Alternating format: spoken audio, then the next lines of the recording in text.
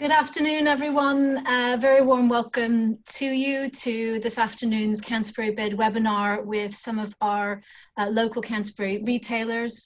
Today we're focusing on independents and SMEs. We're going to make a start because it's 2 o'clock, because we've got just a bit of welcome and introduction as people sign on, but a very warm welcome to you. My name is Lisa Carlson. I'm the Chief Executive of Canterbury's Business Improvement District, and I'm hosting today's webinar with Rachel Pillard, who's our Marketing and Communications Manager. And we've got a fantastic panel for you today. We've got Julie from the Cheese Shop, Mark from Loake Shoemakers, David from Lilford Gallery, who's also on the bid board, Sarah and John from Pybus Opticians, and Rachel is joining us just now as well from BoConcept. So thank you very much to our panelists. We're so pleased you could take some time out today. I know some of you are still operating and have been during lockdown, and some of you are preparing for reopening. So a very busy time for you and also our attendees. So we're just really pleased you could join us today. So during this webinar, I'm going to ask the panel to introduce themselves, say a bit about their business, what's been happening over the last few months, and a little bit more about their business and how it works in Canterbury. I'm then going to hand over to Rachel, who's going to talk us through how Zoom works. And also we're introducing some polling today, just for our benefit on this call. It's all anonymous, but just to get a sense of what the panelists and all of you who are attending are thinking about various things. But before I hand over to Rachel, I just need to say I think that there's undoubtedly a huge amount of information that our panelists could share with us today, and also all of you as attendees through your questions.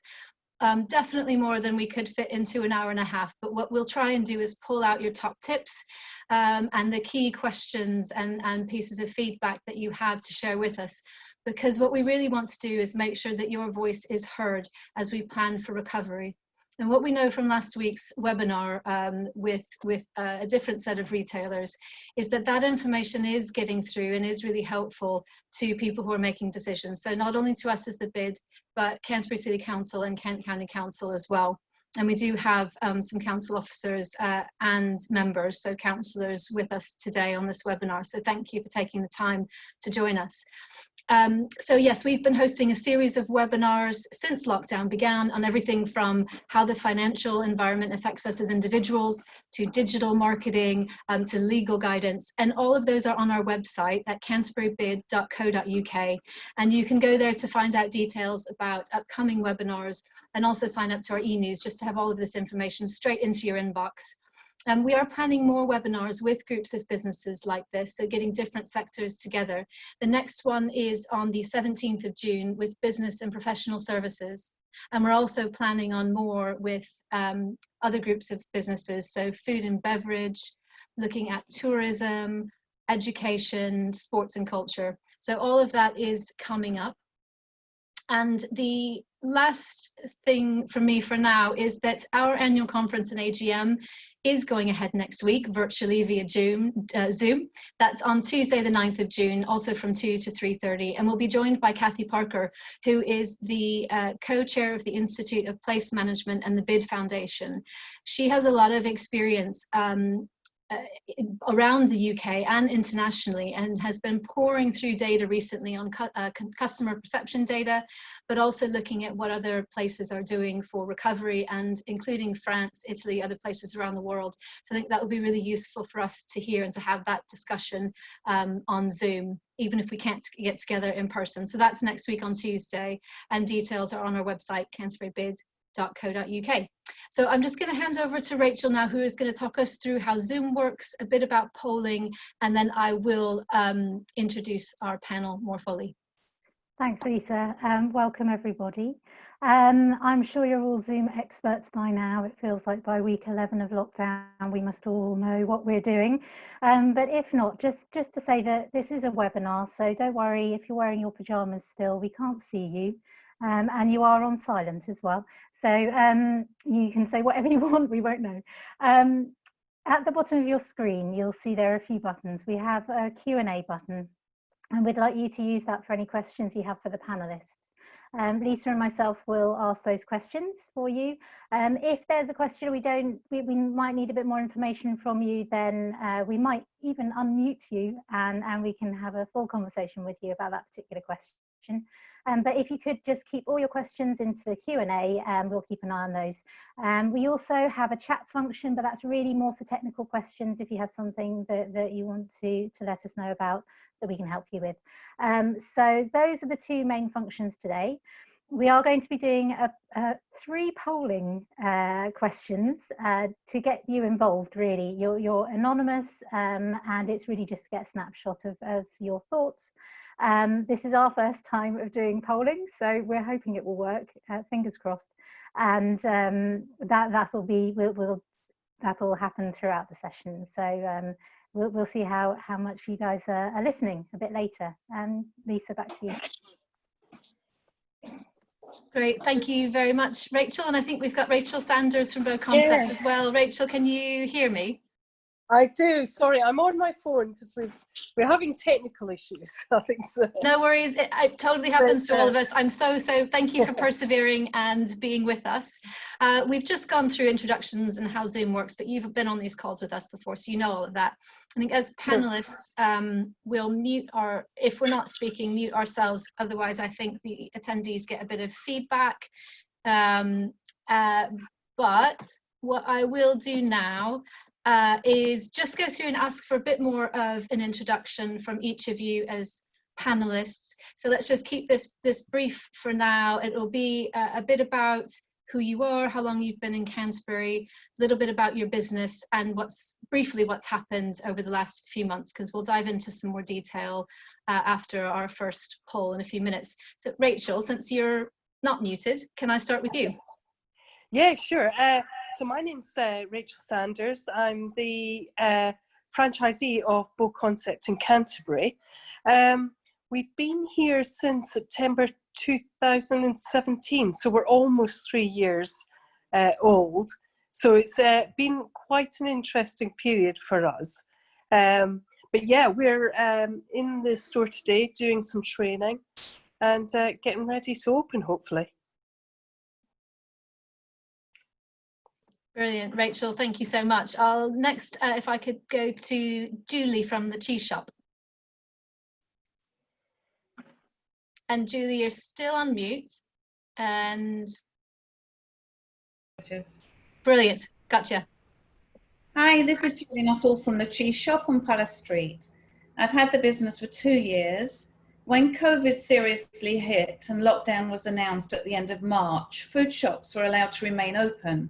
So despite all shops around me closing, I decided to keep the cheese shop open to maintain a presence. As a relatively new business, I couldn't afford the risk of potentially having to start again. I use social media, mainly Facebook, to offer free deliveries of cheese, bread and eggs and wine. And as the only shop on Palace Street open, new local customers have discovered me whilst out on their daily exercise. The shop as a whole has been very quiet and operated with clear distancing rules. However, deliveries, particularly at weekends, were pretty busy and people wanted a treat. Birthday cheese boxes were also popular, as well as gifts to cheer friends or elderly relatives up. I was not able to furlough myself as I'd not been taking a wage. I was still in the early stages of building the business. However, the cheese shop has not collapsed over this period, and though revenue was lower than I'd hoped for my second year, it has not been a disaster. And I'm looking forward to things getting back to normal, but I think overall it hasn't been a bad thing for the shop in terms of customer awareness. That's all from me. Julie, thank you. That is so encouraging. I know we all have to be realistic about what's happened, what's happening, and the kind of long road to recovery, but so encouraging to hear how that's been for you. So thank you very much. Can I go over to Sarah and then John from Pybus Opticians? Okay. Hi, I'm Sarah from Pybus Opticians. So it's probably good if we both do it together, actually, John, if that's okay with you. Yeah. So yeah, we've we've been in the Opticians there for the last 7 years now. So yeah, it's been an Opticians for something like 35, 40, maybe 40 years. And yeah, so when sort of coronavirus hit, we're deemed an essential service, key workers. So ultimately, people still have eye problems during these times. So we've remained open for emergency and essential eye care. Obviously, most of what we normally do would be routine site tests, so they've been put on hold for the time being.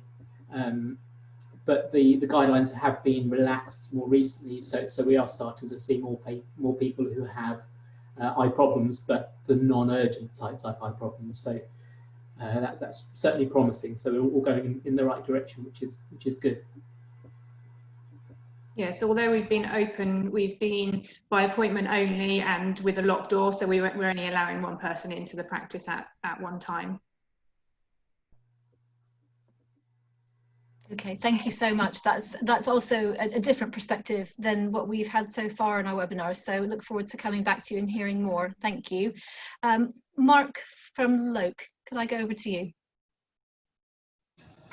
Sure. Hi. Yeah, I'm Mark Pegg. I'm head of business at Loake Shoemakers in Canterbury. So we sell handmade English shoes, and we've been trading in the Burgate for just coming up to 3 years now.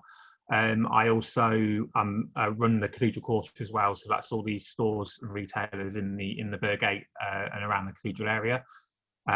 During the lockdown, obviously being a traditional retailer, we've been closed for the whole of it. So I've been furloughed pretty much for the whole time. We are though looking at reopening. I think currently 2nd of July. We've got plans in place for what we're going to do. Great, Mark, thank you so much. David, can we go to you? Yeah, hi everyone. David, Lilford from Lilford Gallery, Lilford Framers. Lilford Gallery is in Palace Street, of course. Lilford Framers is in Castle Street. We're celebrating our 20th birthday this year, so it's been a bit of a tough celebration. We've been in Canterbury for 20 years. Before that, I was a retailer. I used to work for Dixon's Group, so I used to run their mega stores, flagship stores, and then changed and opened an art gallery. So we've been closed, but we're doing work online. We've been selling a few bits here and there, not enough to keep us in business if we're honest, but it's been something to keep the tills ringing. And I have met a couple of our clients in the gallery to collect work that they bought. Framers is up and running. That's so you can get your framing done now, but as we're already been making frames for the last week or so. So from the 15th, you'll be able to actually go in and order frames. And the gallery will be open on the 15th as well. So I'm obviously on the bidders panel board as well, but I've been on the King's Mile Association since it's pretty much started as well, and I help run that. And I've been collating information and feeding it out through the King's Mile all through this lockdown period as well. So I'm trying to help in some way. That's me.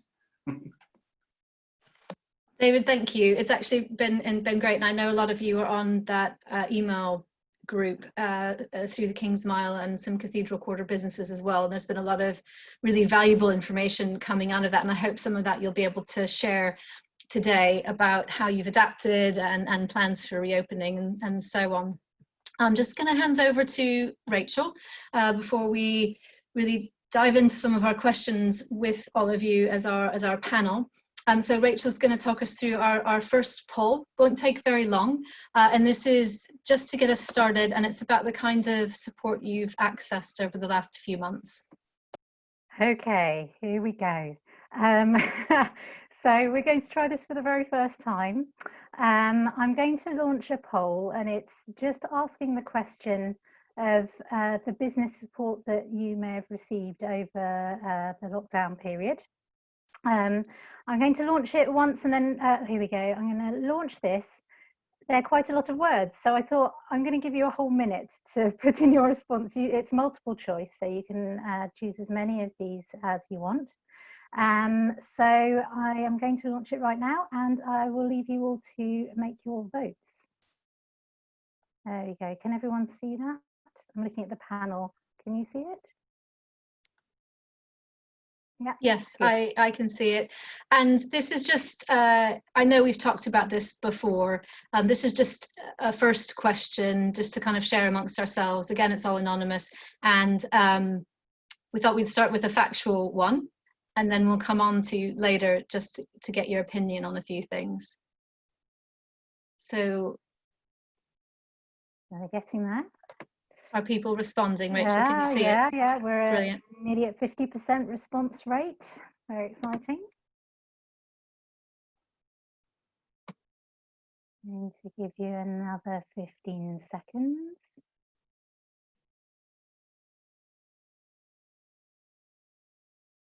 Have you voted, Lisa? I have. Very good, just checking. Okay, and I'm going to finish that. And what happens now is that I can actually share the results. And here they are. I think the overwhelming response is that majority have used the furlough scheme. But it's very interesting to see which other packages other people have received. Oh, that's a good point. I didn't tick that. We've also deferred that. Ah. Yep. That's really interesting, and the grant locally makes a lot of sense. And if I was filling this in, it would be my mortgage holiday, so there we go. Yeah. Right, I'm going to stop sharing the results now. There we go, and I think we can successfully say that we have done a poll. Thank you, everyone. Brilliant. Thank you, Rachel. We're going to do a few more of those later on, so that some of the questions that we're asking the panel, the rest of you as attendees can participate in as well. And we can just get a sense amongst the group what you're thinking today. Because as we all know, it changes daily. So just going back to our panel, and I'll start back, Rachel Sanders, with you, if I could. Could you just talk a little bit about how you've adapted your in-store environments? Now, so before I dive in, I should say the questions are going to be a little bit different for some of you. So for Julie, Sarah and John, you've stayed open. So we'll be looking at some of the things you've already done. Rachel, also, you've been doing things in store and online. But for you and David and Mark, it's more, I think, about your plans now for reopening. So Rachel, just how have you adapted in store and your online trading, and what now are your plans for adapting the in-store environment as you're preparing for reopening? So thinking about, these are the questions people have been asking us about. Access points, if you have more than one door, queuing, signage, spatial distancing and markings, things like that. Oh, and you're still on mute, Rachel. You're pulling a Lisa, that's my favourite trick. There we go, there we go. Okay, so the things we're considering, so we have had a level of activity, as you've mentioned, over the period. So we've got considerations around the store, we've got considerations around our delivery, because we have to deliver our goods. We've got considerations around our online activity. So those are the sort of three things. Now, the interesting thing, of course, is in BoConcept, and I have changed my position because David Lilford had a beautiful picture behind him, so I thought I'd show a bit more of my store rather than a blank wall. So we have spent, I guess, the last 3 years, all our marketing is about come to the store, sit on our products, feel our beautiful upholstery, experience the store, come and talk to us, be our community, and come to our seminars. So it's all been really physically based for us. And we've had to kind of really quickly turn that on its head. But ultimately, you know, people want to experience the furniture that we've got. So we have to somehow create a space that manages that. Now, for me in the store, that means taking something that we wanted to create a sanctuary, we wanted to create, use all 5 of our senses in the store. And now we're adding a 6th, and that's about creating a safe space. So as well as the sanctuary and the homely feeling and being able to look at the different products, we're trying to give reassurance and also a feeling of safeness in the store. So we've been working and training our colleagues to make that, when people come to the store, as a relaxing process as possible. So you will be welcomed to the store. It's worth saying the first few weeks we will be private appointments only. It means that our customers can have one-to-ones with our interior designers. They can take their time going around the store, and we can actually get used to moving around the store ourselves. Our physical space actually lends itself. Anyone who's been to Theatre House will know that we've actually got a bit of a one-way system anyway, so it kind of helps with that. But we will, for the first while, have some physical appointments, private appointments, and then after there, we are creating a system where we will have it'll be a very small queue, but we will have a queuing system. We'll only allow 8 people into the store at a time. We've got hand sanitizers, and we've tried to keep the store looking as beautiful as it does and not have lots of lady signs everywhere. So we're trying to incorporate the brand into it as well. But we have the luxury of speaking to our customers. Every customer that comes through the door, a member of staff speaks to, and we welcome our customers. So that's very much in our DNA anyway. That will extend to explaining to our customers how we'll move around the store and how we help. We're trying to figure out a couple of things. If you sit on our furniture, especially the fabrics and the leathers, how do we keep that clean and safe for people? So we've got some challenges there, because we can't spray alcohol on fine leathers. So we've got some challenges around that, but we're working through it. Online, as I say, people don't tend to buy our furniture online, but what they will do, we know 80% of our customers will look online before they come to us. So what we've created is a virtual capability as well, and there is a virtual store online that you can walk around and get hints and look at the products more closely, and actually the definition on that's really great.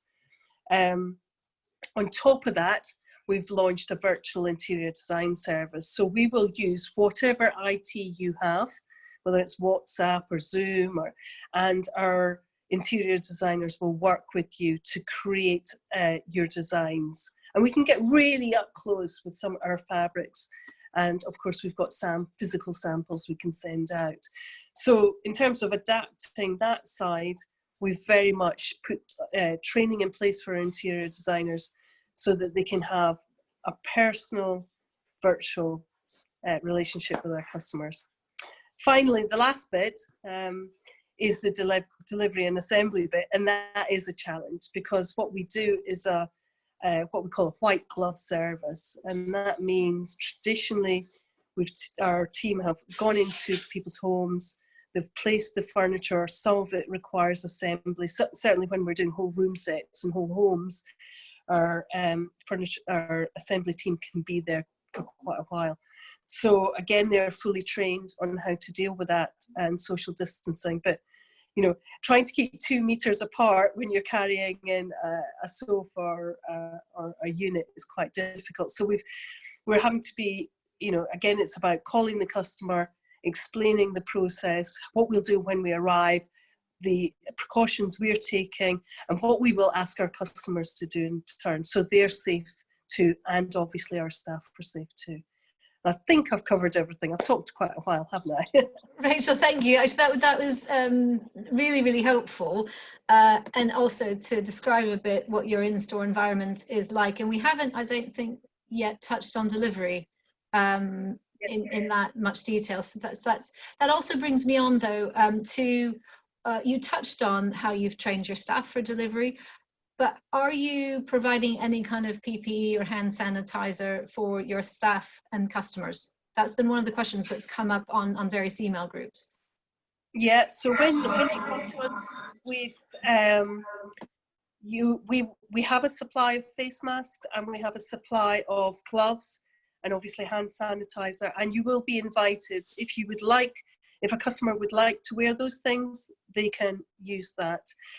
Also, we will ask, would the customer like us to wear it?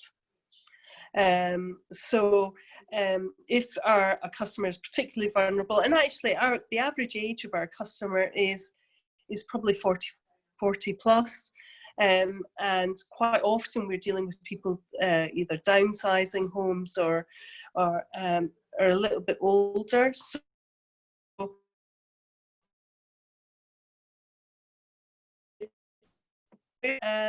PPE, we will that, and there's different touch points around the store when we pick up stuff. When they come to the solution around sitting on the sofas and things like that, which we do encourage, we're looking at different options there. So maybe a tissue paper that we can put. I'm also mindful we're trying to be sustainable, and obviously all this stuff is not recyclable, and that bothers me. So she'll come back. Give it a second. If not, we will move on and come back to Rachel. She can probably hear us, but I know that probably for the rest of you, can I get the panel to nod if Rachel's frozen for you? Yeah, okay. Okay, so, oh, Rachel, do we have you back?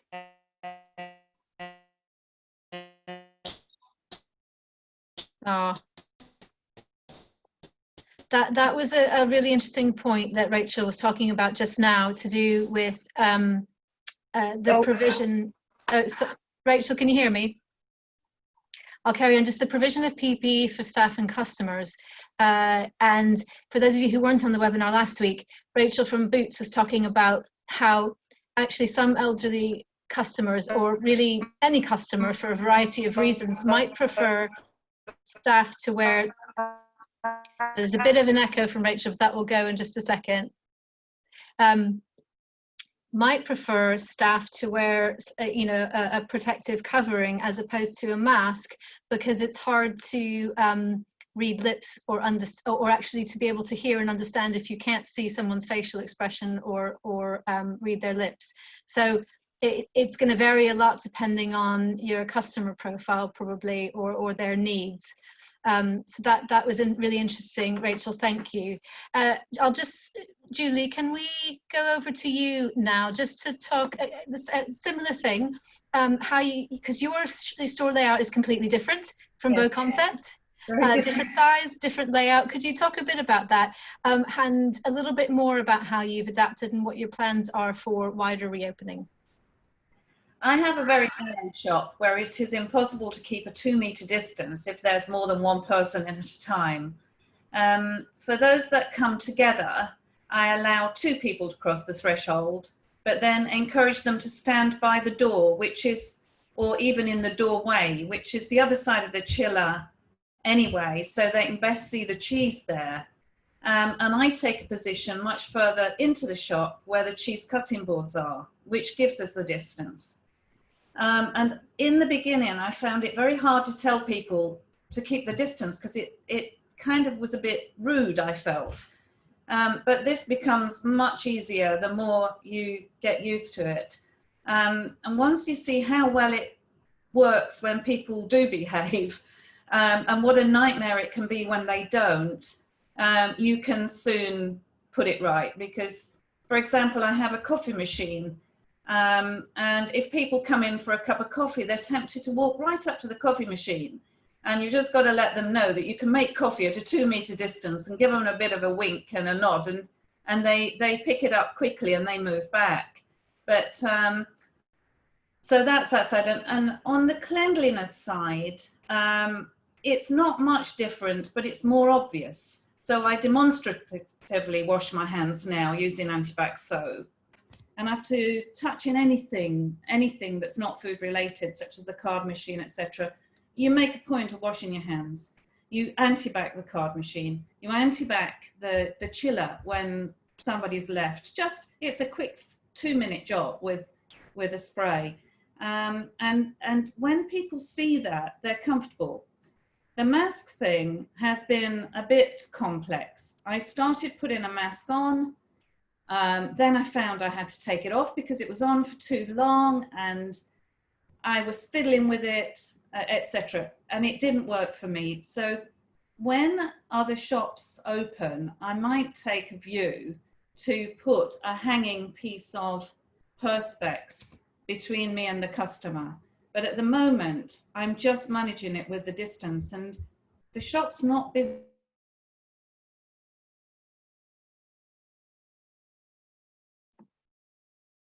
We'll wait just a second to see if we get Julie back. She just froze for a second.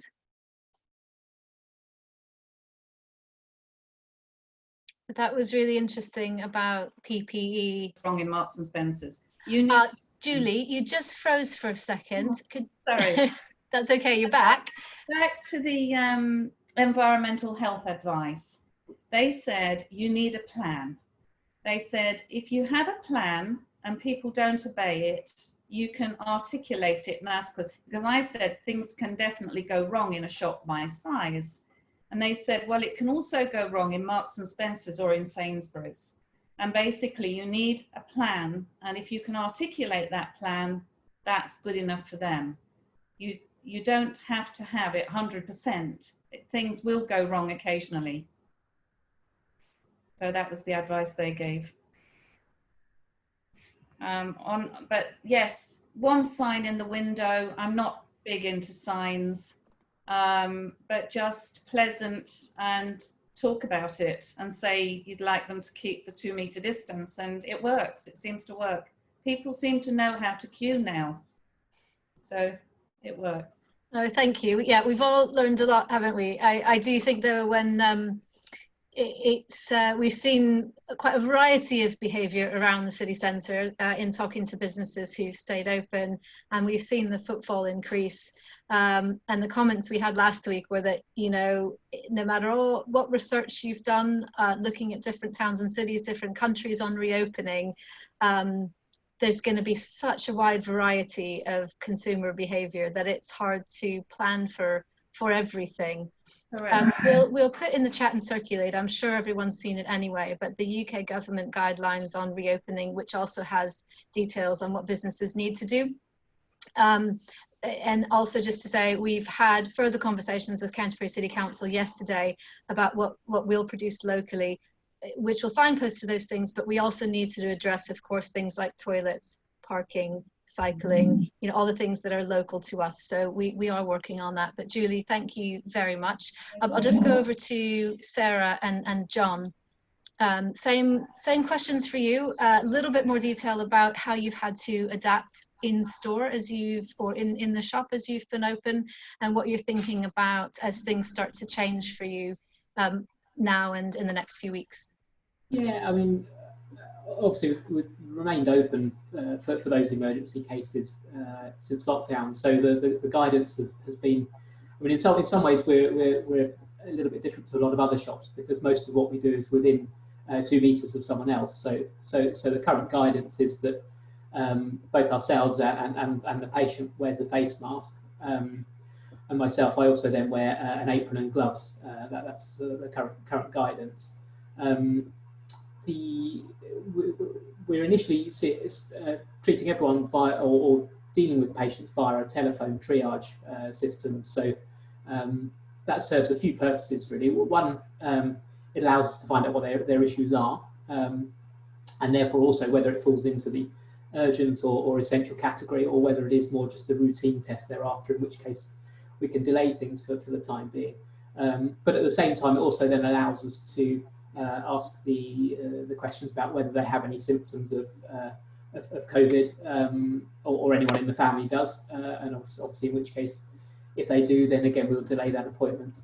But yeah, so assuming they are needing an eye test or they're having problems, then everything's done by appointment. So we put them into a specific time. And obviously up until now, it's only myself working in the practice, because the number of patients we need to see for those emergency appointments hasn't been great. So that's worked fine. But obviously what will happen as the restrictions get eased slightly and we're seeing more patients, then obviously it changes, because we then will have 1 or 2 staff members in the shop as well. So in the meantime, we've ordered the Perspex screens, and I mean, we've already got hand sanitizer and like I said, the PPE in place, so that's not a problem. But it's more a case of having the plans in place as to, or I should say, the protocols in place, so that everyone in the shop knows how it works. So both staff and the members of the public. So, you know, from the telephone triage through to the spacing in the shop, and what PPE people should wear, and how they change it and put it on and dispose of it, and so on. So they're all bits that we're sort of still writing procedures for, and so on. But yeah, it's the other problem I find is that the guidance, of course, it changes. So you come up with a plan, and then a week later you need to, you know, it needs to evolve. But that's part and parcel of how things are, really. Yeah, we've also moved furniture around in the shop so that we can ensure that there's 2 meters between people who do come in. Although with the type of job that we do, at some point we have to be within 2 meters of that person to do our job. So yeah, if we have more than 1 person in the shop, they'll be able to keep sort of 2 meters apart. So we've done sort of adaptations to the actual furniture that we've got in the shop as well, to kind of make sure that we can do that. Yeah, I mean, not that it's there quite yet, but say with markings on the floor with tape and so on, just to make it very obvious as to what 2 meters is. But I think in some ways we do have the advantage of the fact that we have run by appointments most of the time anyway, and now it would be a case of everything's appointment, so people can't just call in to get their glasses adjusted or what have you. But a lot of people would have been booked in for an appointment for an eye test anyway. So in some ways we've got that advantage over a sort of a regular high street shop where people come and go as they want. So yeah, it takes a bit of getting used to, but yeah. And I think in that respect, kind of queuing for us isn't necessarily going to be an issue, because we'll space out our appointments for people. So, you know, we're going to leave time in between for cleaning all of the equipment and all of those side of things that we kind of need to do, you know, in between seeing people. So yeah, I think sort of that side of things is not really going to be a big issue for us, especially not to start with, because it's also how many people are going to need to come through the door, really. And have you had any feedback from your customers so far, either about, you know, what you're doing or comments about the city? Or are they just so fixed on, you know, so pleased they can see their optician? Yeah, no, I can't say I've had many comments other than the fact they find it very strange walking around the city and it being so quiet. But yeah, they're generally quite pleased that we're still about and still available, which ultimately is important, because you know, you don't know when you're going to get an eye problem. So and of course the hospital side of things, they want as many people to stay away from the hospital and then the eye clinics as possible at the moment. So from that point of view, it makes much more sense for patients to see us in a relatively small practice, again, where there's no great numbers of patients, and so, you know, a lot of our patients do fall into the at-risk category, you know, being over 70 or other health issues. So it does make sense to keep them away from the busy areas at the moment. So and again, that's worked quite well. We've certainly dealt with a lot of patients that would have otherwise gone straight to hospital and sorted them out locally. So that's been quite useful. No, we're very pleased you're bringing the customers into the city centre. Thank you for that, and we'll keep them coming.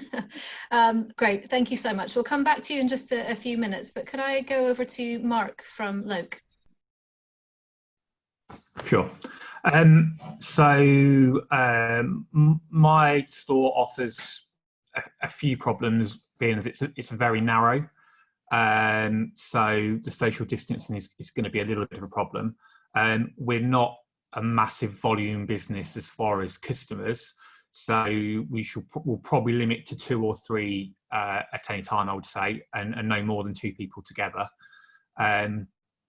our problem's quite similar to Rachel's, the fact that we're very much experience driven. So our process is to measure and fit the shoes. Obviously, doing that is going to be very difficult. It's going to be impossible to social distance from. It's not 100% confirmed what we're going to do yet, but from what I understand is that we're going to have some PPE. So I think we'll be having visors to use. I think what's probably going to happen is, though, we're going to communicate with the customer and we'll explain what we normally do. And if they're happy for us to continue, we will do. If not, we'll work around that. As far as cleaning and signage and stuff like that, we'll have sanitisers at the entrance from the till area. We'll have signage on the window. We won't have 2 metre signage on the floor because the shore's just not that big, but we will have signage somewhere saying to keep 2 metres different distance. We've also got disposable gloves. I think with what we're talking about is anyone wants to touch any shoes on display, they'll have to put gloves on, disposable gloves on. We've also got a spray that kind of spray that is in bowling alleys. So once the shoes have been tried on, we can spray them, which disinfects them straight away, which I think is a really good. I think Lisa at Shoemed on Palace Street she explained that to us, which is going to be really, really helpful. So I say it's not 100% confirmed yet, but we've really had to review our fitting process and our sales process. But I think a lot of it is going to be about communicating with customers. I think it's just, people being trained and talking to customers. The other thing we're looking at is our team. We're going to split into 2 teams so that we only work with one other person. And I think we're looking at for sort of until September. So that stops the interaction that way. But I say nothing's 100% confirmed, but I think in the next week or so we'll get it drilled down. I have been helping with the risk assessment for the business, and obviously a lot of the cleaning and stuff like that. I think we'll clean the store start of day, end of day, and after each customer, and we'll review that as we go along. So Mark, how is the risk assessment working? You just mentioned you're working on that now for the business. How is that going? What's the process like? Well, my boss has done it, and I've just come in with he came up with what he understood from it, and then I went back through the guidelines and maybe looked at things we'd missed on it. I think the guidelines are a little vague, but I think they are helpful, and I think the second lot for retail that came through, I think we've able to really draw a lot from it and work out what we need to do from that point of view. So, I mean, I know there are still lots of questions about them, but do you feel you'll be able to get done what you need to get done for that by the time you want to reopen? Yeah, definitely. Yeah, I think we've ordered all the cleaning stuff, and I think the only bit we're looking at is the actual sales process side of it, and exactly how we do that as far as the interaction with customers, which obviously, safety has to be the most important thing, but we also don't want to. The whole thing that we're about is measuring and fitting, and if we don't do that, then we're losing completely, what our whole business is about. So it's just finding the balance between the 2 things, I think, is going to be the challenge. Great. No, thank you. That's really helpful. Thanks so much. David, could we go over to you? Yeah, sure. We've got a couple of spaces, obviously. I'll talk about the Palace Street one first. We've already got the PPE in there, which I've ordered a few weeks ago, and I've got spare. As Kingsmile, I bought the extra, so that if anybody's running out or is in a panic on the Kingsmile, they can come and get some from us. So that we've got gloves and masks and anti-bac and some sprays and hand wash, obviously. I'm going to have a fairly practical and common sense approach to it, and I've had a fairly good practice last week with a client who came in to have a look at a few pieces. And there was a lot of dialogue. Do you want me to? I'll stay here, you stay there. There was no handshaking, obviously. This is. Do you want me to wear a mask? No, it's okay. He's not wearing a mask, and there's a lot of banter about it. It was quite a nice process, actually. I used gloves to wrap the pieces that he bought. And so on the credit card machine, I was wiping that before and after, so he knew that and it was demonstrable. So you could see that I was being careful. He could see I was being careful. For Panellists, what I want to do there is that I'm keeping the staff furloughed for as long as possible, and I'm going to be running it myself on a reduced days basis. So we'll probably do 4 or 5 days a week. And then when we get used to when I get used to how it's going to be and how clients are going to interact with us, then I'll be able to go forward with getting staff in, probably not 2 staff in at the same time, and do the same way. In our Castle Street gallery, it's quite different because that's where the framing workshop is, and it's quite, if anybody's been there, it's quite small and well, not small but narrow. There's a narrow corridor leading through to the gallery, so we will have to, and at the back of the gallery there's on the ground floor is the framing workshop, so people will usually come in and they'll interact with the technician there, and they'll be choosing the mouldings off the wall and putting them up against the picture. And that's obviously, we can't do that. So we've been working on how we get the framers, the person that is the only person that touches anything and just lines things up on the works.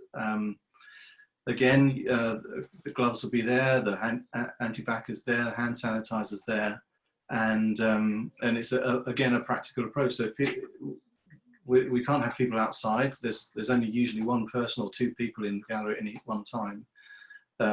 So if we have people coming in and queuing, then they'll either have to go downstairs or upstairs and look at the gallery while they're waiting to be able to get a frame made, or we may do appointments. Yeah. So it's a practical approach, I think. That's what we're going with. Anything else? Oh, great, David, thank you. That's really helpful. I think one of the things that's really coming through in all of this is the kind of preparation you're undertaking, all of you, to think about how your customers are going to react, what their needs are, and how to help and host them through this process. And that came out a lot last week as well with Fenwick and Marks and Spencer's and Boots. I think we've got Simon Newton from Fenwick on attending today, and he was talking last week about having hosts, thinking of staff as hosts, and that's very much what all of you are describing as well. Rachel, we're going to hand over to you now. We're going to try another poll, because it'd be great to hear what everyone on this webinar thinks about some of the questions we've been asking, and just to get a sense of what you're thinking today with the information we have today. Just before I do that, a question did just come in, and it is relevant to the poll as well, as it's one of the options for, because what we're going to ask is, as a business, what protection are you putting in place? A gentleman has asked whether how are you dealing with cash payments? Are you refusing cash payments for those that are open? So Julie, is it card only at the moment? How are you treating payments? Oh, sorry, Julie. There you go. Hi. I take 90% cash payments. There's the occasional £2 or so given to me for a coffee or something like that. But because I've got the sink there, it's very easy for me to wash hands. So it's not a disaster if I take cash. I don't take cash and then touch cheese or anything. I take cash, put it in the till, wash hands. I use the card machine, wash hand. But most customers just wave their card at the machine, and that having the higher limit on that is also helpful. Brilliant. Thank you very much. Oh, Rachel, you are on mute. On mute. Sorry about that. Right, I'm going to automatically silence myself. Right, so the second of our polls I am about to launch. Now, this is preparing to reopen, and there are 2 parts to the question. The first one is looking at how you are adapting your business to ensure customer safety when they visit. And the second part is about how you are going to be protecting yourself and your staff. So I'm going to launch this now, when you can have a read through. And once I've got a sizable list of answers, I shall stop the polling. So I'll probably give you a minute. There's one other thing we should say when we're playing around with this. We can only put up 10 options. So if you've got an other, please pop it into the chat if there's something that you don't spot here. I feel like we should have some music that goes with these. It's another level of tech for us, right?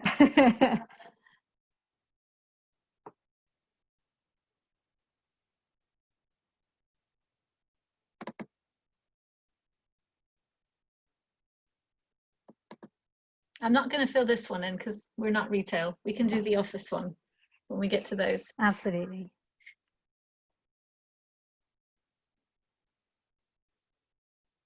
I'm gonna extend the time a little bit because we're not quite at 50% yet. So, Rachel, it's difficult to submit. It won't submit. Oh. Unless there's a scroll bar to get lower or something. Oh, try scrolling down. See. I don't seem to see a scroll bar. Oh. Is anybody else having that problem? If you're having trouble submitting, please raise your hand, wave at me. Oh, Catherine is as well.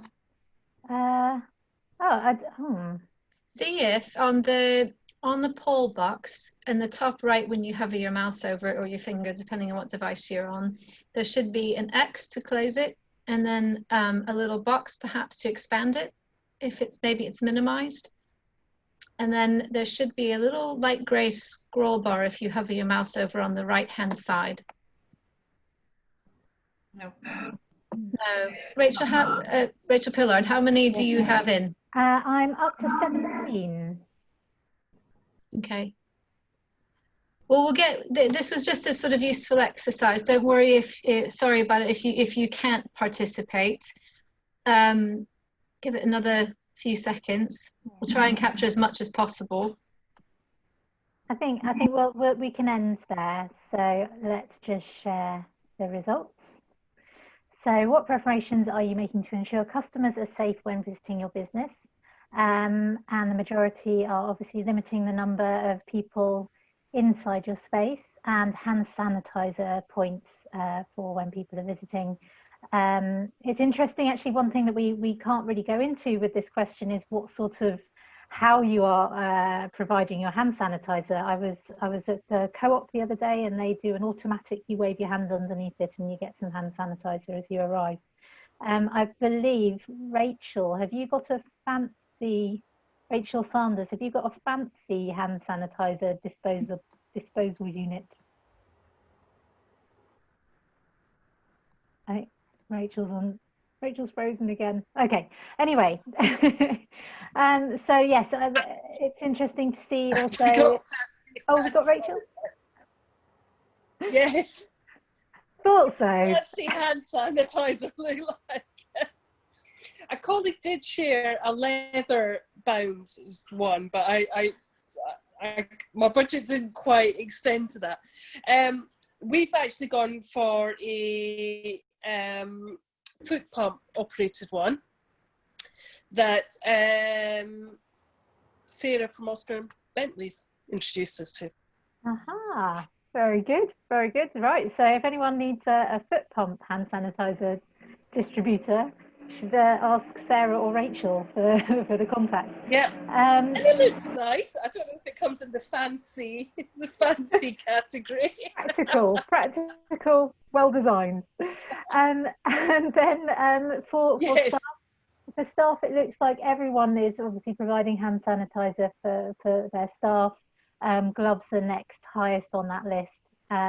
It's interesting, as Lisa was saying, with boots, the discussion about the difference between a face visor and a face mask, and depending on your clientele, which is going to be most appropriate. So obviously on today's webinar, we have a real mixture of businesses, and they will very much depend on the customers coming in. So thank you very much for sharing that. If obviously there was other on there, if you wanted to let us know what your other is, you could pop it in the chat and we could share that. But I shall stop sharing the results now. Rachel, great, thank you.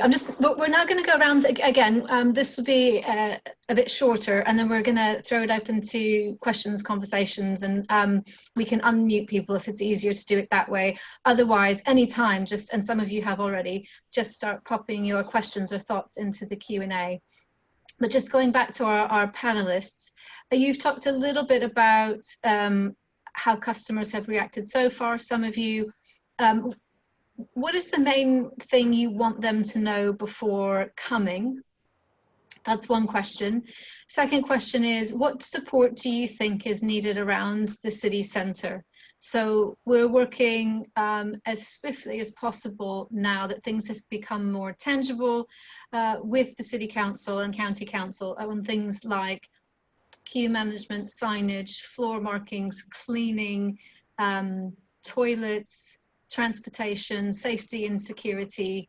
I would just be really interested in your views on what you think is needed. So Rachel Sanders, we'll go to you to start with.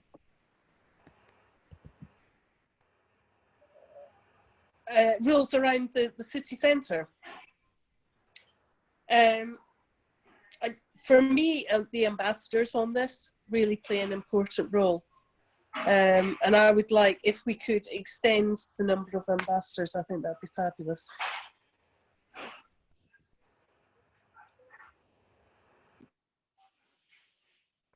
Lisa, How about you guys? Lisa, you're on mute. Oh. Yeah.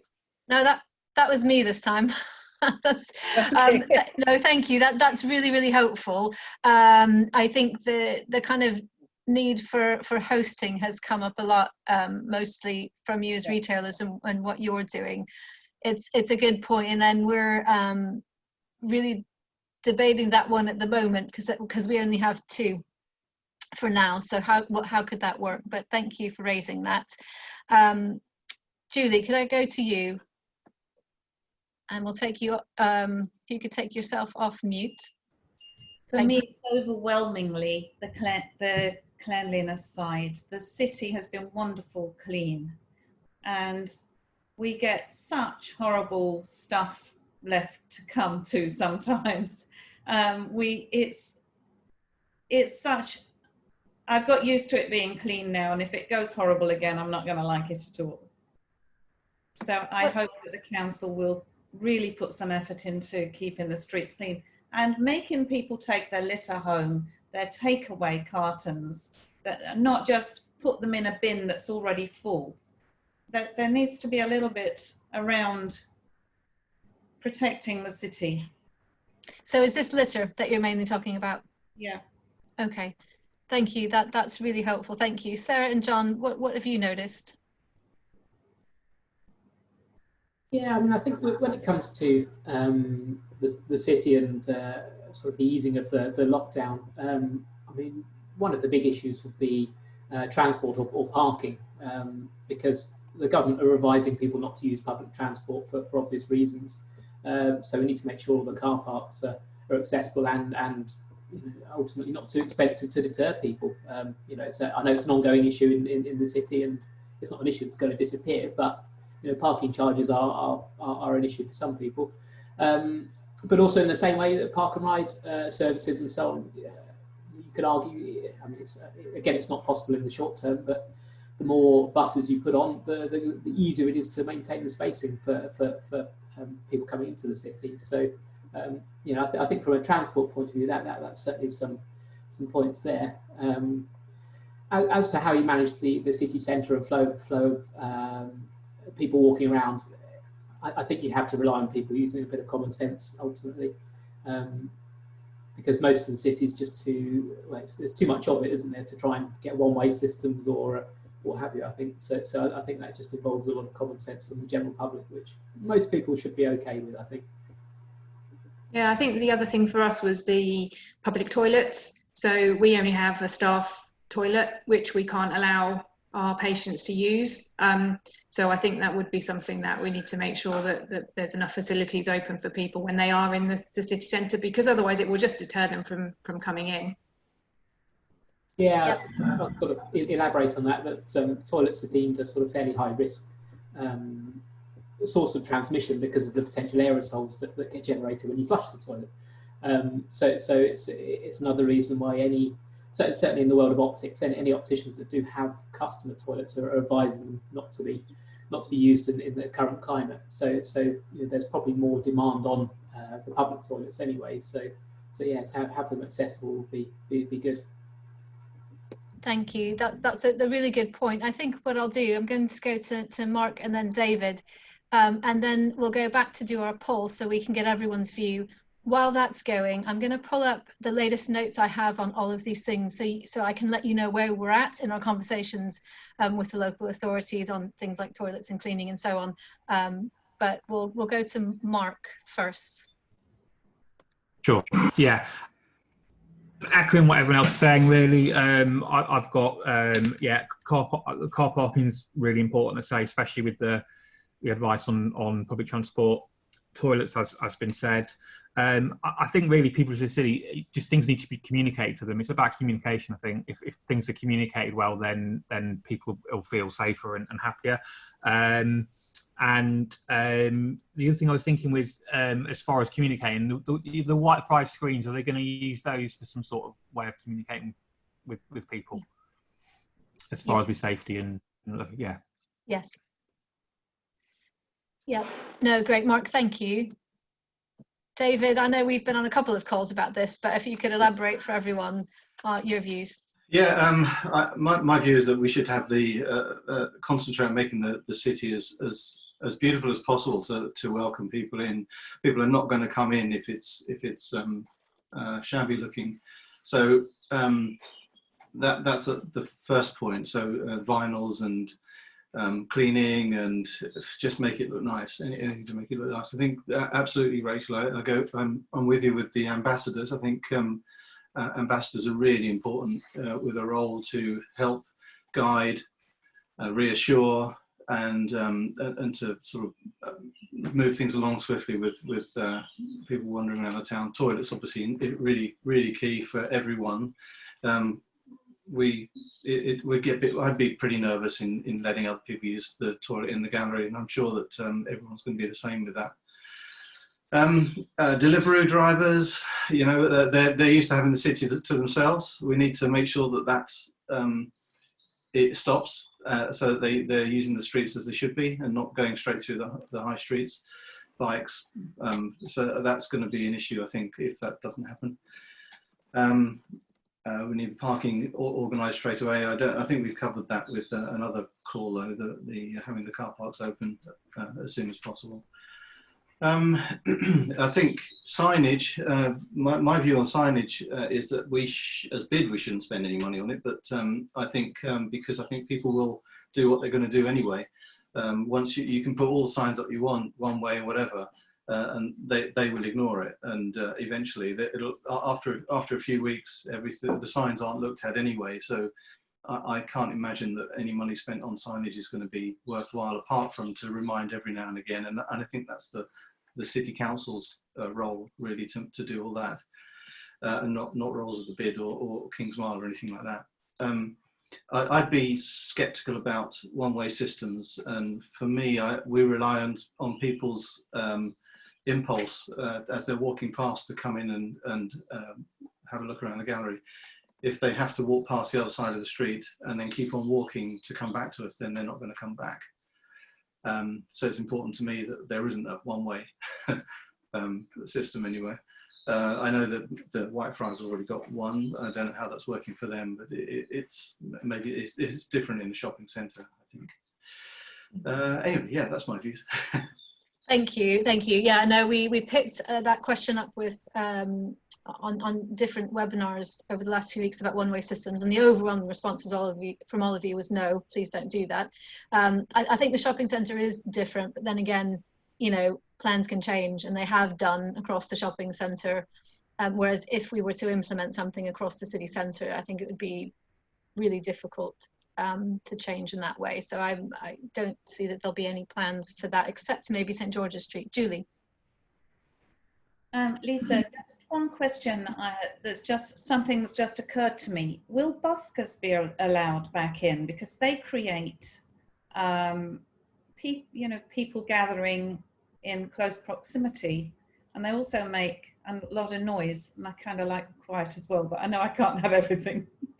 That's a good question. I don't know the answer to that, but I'll pick that up, and I'll see if there's anyone on the call who could answer, or one of the attendees who could answer that. I'll just hand over to Rachel Pillard, who will pull up the poll so we can get everyone's thoughts on this, and then after that I will update you with what I know. Okay, right, so final poll, this one's much shorter. We have got a list of ideas of things we imagine you would want to have put in place around the city centre prior to reopening your business. So I just want you to select your top priority out of that list. If it's none of those things on the list, there is a button you can press that says other. And then what we would love to hear from in the Q&A are what the other things are that would be your top priority. So have a little read. I'm going to launch the poll now. I'm going to give you a whole minute to hopefully, Julie, please let me know if you're able to submit this time. But we're just looking for your #1 priority that you'd like seen done around the city centre prior to reopening your business.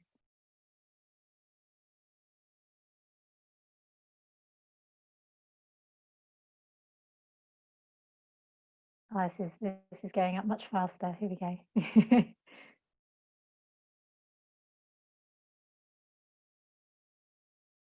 I'm worried that people aren't ticking other, because then they're going to have to tell us what the other thing is. Okay, I'm going to give you 15 more seconds.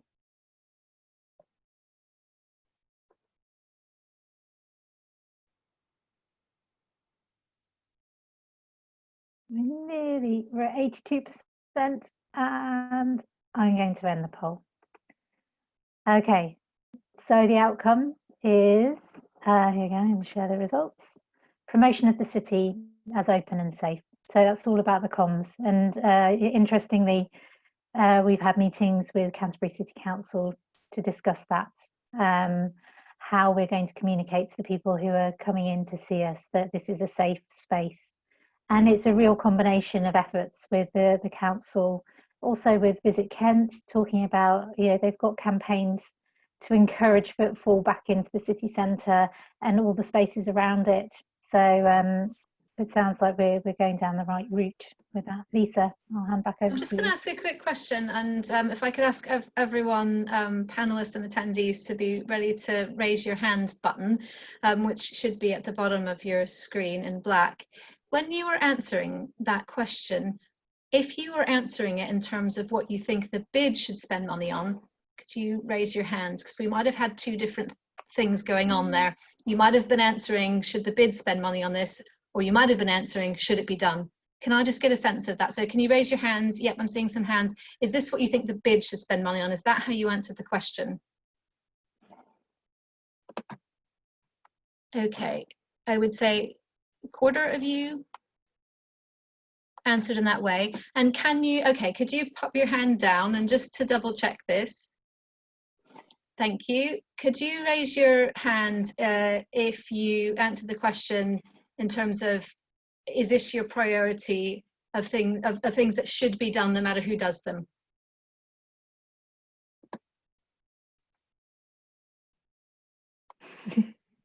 Okay, a few more of you answered that way. Thank you. That was just really useful to get a sense.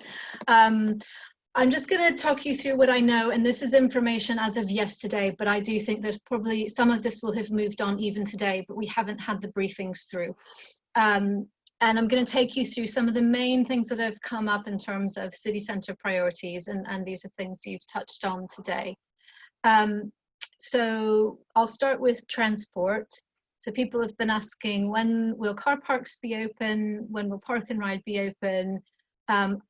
What about buses and bus station management? I'll leave cycling aside for the moment. There were a number of car parks that were closed initially, and that is because they really weren't being used, and the council could then save on business rates, and given their budget was completely slashed by about 60%, that seemed to make sense. Some were reopened in the last 3 weeks. Longport, I think. I haven't yet had the list though of everything. I know some of that is on the council website. What I do know is that they can be reopened as needed, and they are planning to reopen more in the next week or so, ahead of more reopenings on the 15th, possibly before that. Park and Ride is not open yet, and I don't have a date for that, although some of that information might come through today. And some of the businesses we talked to on the webinar last week expressed concerns about that in terms of staff getting to work. Buses, we had Matthew Arnold from Stagecoach on a call yesterday. They're back up to 40% and expect to be back up to 70% by the 8th. What that means though is actually they're running more buses than they need, but just to help them enable spatial distancing, which is a huge challenge. Also they're concerned about schools, the bus station, and how to manage that, and are working through that at the moment.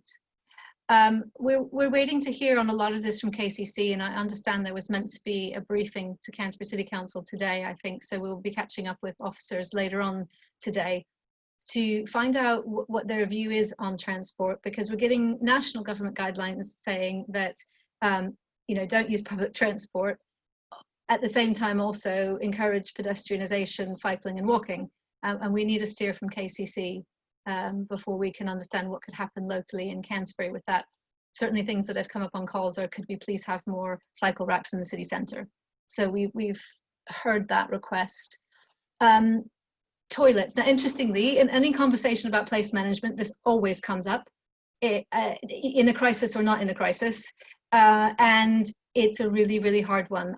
Canterbury City Council will be reopening toilets in the city centre. They are open on the coast. Some have been reopened in the city centre and more will be. They all will be. Really difficult about how to manage that, John, as you touched on. I've got Simon Newton from Fenwick is on the call, and I understand that the Fenwick toilets will be open. The council's looking at that in terms of the Beanie toilets. It's a difficult one, and I'm not convinced that customers will think about it before they come in. So that's one that I don't think has quite been solved, but the more we know about who has toilets available, the better, I think. Safety and security, we've definitely seen more police officers out. I'm on the community safety unit call with council enforcement and Kent Police twice a week now. We've been meeting once a week, but now as we're approaching reopening, that's twice a week. And they will be out particularly this week to monitor the market. I haven't been over there yet, but I understood it was meant to reopen today. Just to say, I live on Pound Lane, and I've seen 6 police officers walk by today already. So there we go. Yeah, there's quite a lot of that out, but then back to what you were saying on this call today, you're also looking for hosting and that kind of friendly face. So it's a bit of a mixed request in terms of signage. So on today's webinar, you're saying not so much, but others have said, yes, please. The call we had yesterday with the council, I understand they will be doing some signage around the city, probably similar to what you may have seen already on paths and parks and things like that. What we're looking to do is a bid, we're not going to spend a lot of money on signage, but what we might do is some really lovely floral markings, not to be prescriptive, but to really make the environment nicer. We're also looking at vinyling vacant units as well in the same light, so not to put up prescriptive signage, but to put up beautiful pictures of Canterbury, something that might encourage dwell time.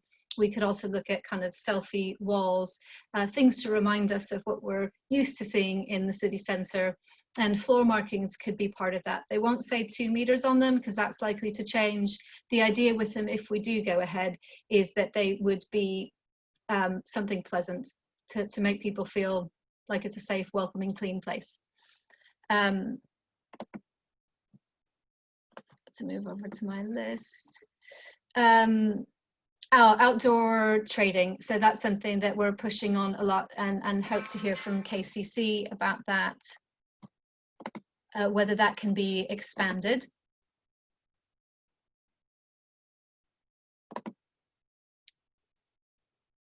Bollards I don't have an answer on. I think that they won't be operational by the 15th. I think we're looking at a date in July from the council.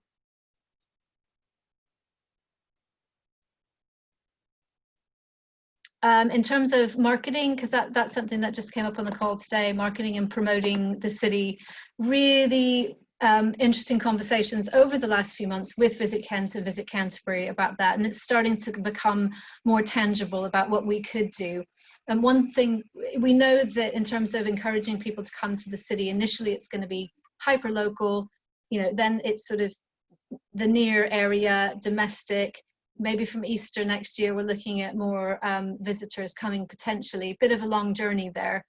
But the work on that needs to start now, particularly for our educational institutions who want to say to prospective students and families, you know, come to Canterbury. So we're working with them on that messaging that can also be, you know, used over the course of the next year. But what we want to say to our locals now is, we want to put up the hanging flower baskets, we want to clean. I am hoping that the City Council will do a lot of that, but we're looking at they're looking at those quotes now. We want it to be a friendly, welcoming place. So that's why the vinyls could be so important and could even, you know, change for Christmas. So that's what we're looking at.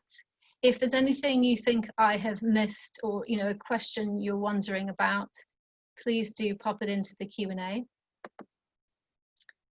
Speaking of, I'm going to head over to the Q&A now. We've had some on cash transactions which have been answered.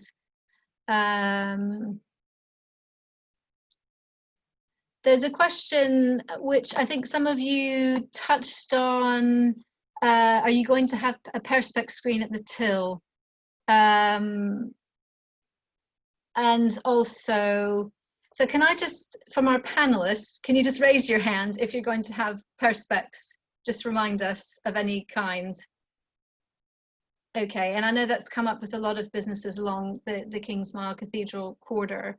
On this call and the one last week, you've asked if we could just share where you're all sourcing this. So what we thought we would do is gather that together and just put it as information on our website, so you know some sources for that. Just to be clear, if anyone's watching this after the webinar, that was both Pybus and BoConcept that raised their hands. Thank you, Rachel. Thank you. That was about perspex. Okay. Another question, does anyone know what will happen about furlough system for reopening? If my staff are furloughed and there's not enough business to give them regular hours, is it possible to give them half furlough, half wage? I'll just put a link in after this to the latest guidelines, because a lot of that changed over the weekend. I'm not an expert in this, but have read through all the guidelines. There were quite a few changes that came in place over the weekend. You can bring staff back part-time from July. And I have to check the date on this, but the minimum furlough period is going to change from 3 weeks to 1 week. I think that's also happening in July. The other key point as well is, if you haven't put staff on furlough for the first time and anticipate needing to do that, that needs to happen by the 10th of June.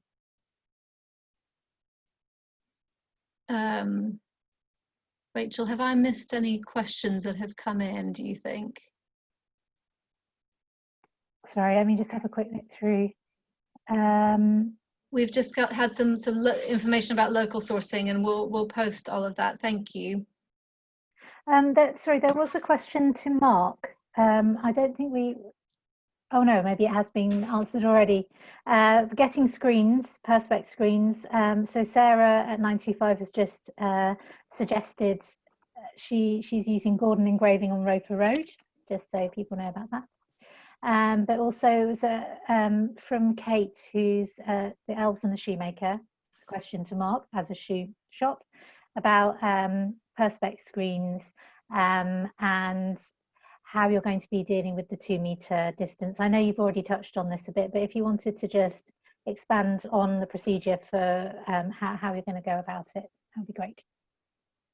Yeah, well, I think we'll be having. I think visors. I think we'll be having visors. I think that's the safest way to to do it. I think we've already ordered them.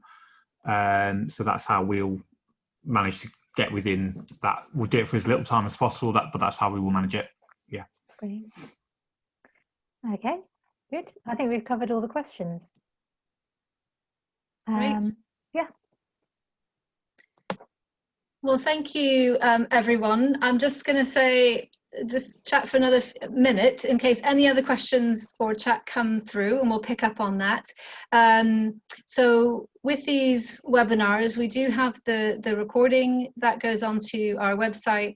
We'll then send an email to all of you who have signed up with various links and things that we've discussed while we've been on the webinar today. So if you're watching this later and have any questions, feel free to get in touch with us in the office. So that's myself, Lisa, or Rachel, and our contact details are on our website. That's canterburybid.co.uk. Our next bid session is our annual conference and AGM, which is next week on Tuesday the 9th. That's from 2 to 3:30. You do need to sign up just so you can receive the Zoom link. And we have a guest speaker, Kathy Parker, who's going to talk to us about customer perception data and what other towns and cities in the UK and around the world are doing. And then our next webinar like this will be in conversation with business and professional services on the 17th of June. But a lot is going to happen over the next 2 weeks. A lot is going to change. We really hope that we'll be able to get some vinyls up in Canterbury. Hope to really nail down what's going to happen with cleaning. Thank you today for raising your questions about ambassadors. We'll be talking about that tomorrow. And we just really appreciate your time and all of your input, because what you say in conversations like this does help us plan the recovery journey for Canterbury. So thank you very much to our panelists. We've got one last comment in the chat, very important. This is from John Mills at the Foundry, who obviously are distillers and brewers, and they are also making hand sanitizer. So you can get Canterbury made hand sanitizer, 80% World Health Organization formula hand sanitizer, available on their website, and they are open. So you can order your hand sanitizer now. So I've just done that for us today, because we're just slowly returning to the office, and I know that John's been producing more of that. So initially that was done for a few local businesses, but there's more available now. But I know you've all been sourcing PPE and Perspex screens, so thank you for John for mentioning that, and Sarah also about your Perspex screens. That's really, really helpful. And Rachel, I don't think there are any more. So thank you all for joining. Oh, Rachel Sanders, is there a question? Yeah, sorry. Well, a statement really. Well, one question, one statement. First thing, it would be really great if we could have some retailer names and brands on the vinyls for the windows, just so that people in Canterbury can quickly see who's open and who's not. So that's the first point. Second point is really an offer of assistance. You know, if anyone out there is really struggling with their space, we do have interior designers, and we do understand space. So if you can't get your store to work quite right, you know, we're quite happy to have a little chat, see if we can come up with some ideas that you can get maybe the movement of customers around. We've got one person in particular that's very experienced in retail space management. Brilliant, thank you so much. That's really helpful for people to know. And it might be a conversation we can have as well about what happens around the city centre. I might come back to you on that in terms of people movement. So thank you very much. I'm just looking to see if there are any other hands raised or questions. It was lovely to see you all panelists, lovely to see the name of the attendees. Wish we could see you in person, but thank you very much for joining us today, and hope to see you soon at one of our webinars. Thanks. Bye for now. Bye-bye.